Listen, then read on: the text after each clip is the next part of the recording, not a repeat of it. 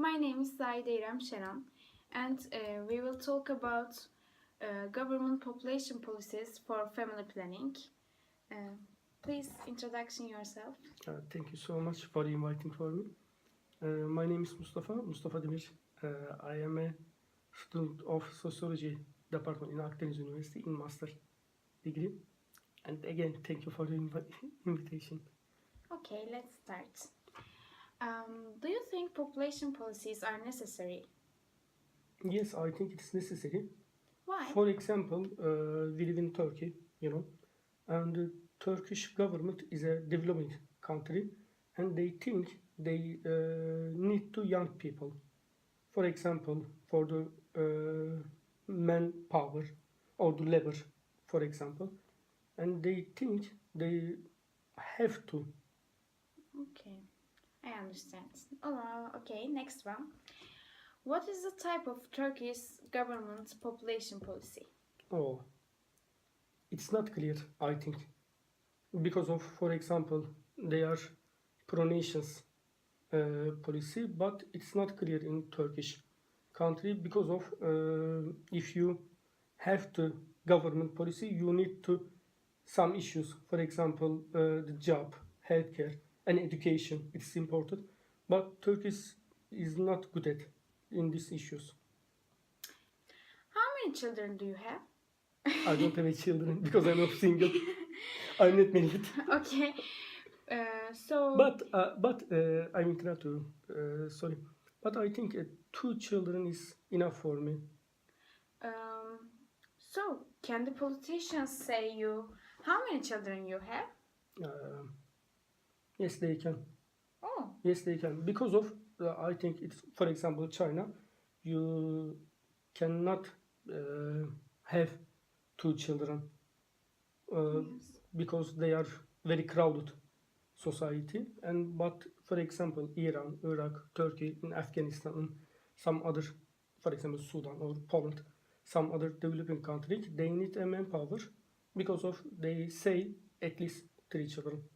Okay. But I don't agree with these situations. While you say that's at least 3 children policy, I ask you, what do you think about at least 3 children policy? It's a very complicated situation. For example, if you have a children, you have a responsibility for healthcare, education, for money, or for example, and you cannot say at least 3 children, 4 children, or another limited.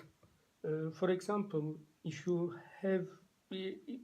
are unemployed people, you don't have care children. Do you think this policy affect families' social life and economic life? Yes, I think. How? For example, the unemployment can cause commit suicide. Yes. And how can I say? If you have 3 children, you have a responsibility, and because of it's related to each other. Okay. Now we are talking about advertisements. Are advertisements about policies which are applied enough for presentation? In Turkish country, isn't it? Yes. Yes, in Turkish country, it's not enough. For example, we have a minister of family, but I don't see any advertisement in TV, in social media, in another places. In another places, it's not enough. In your view, what kind of policies are efficient for Turkey? I said that Turkey is a developing country and they need manpower. But the manpower, it's not only qualifications for the social life. For example, you need to educations, healthcare, and some other issues.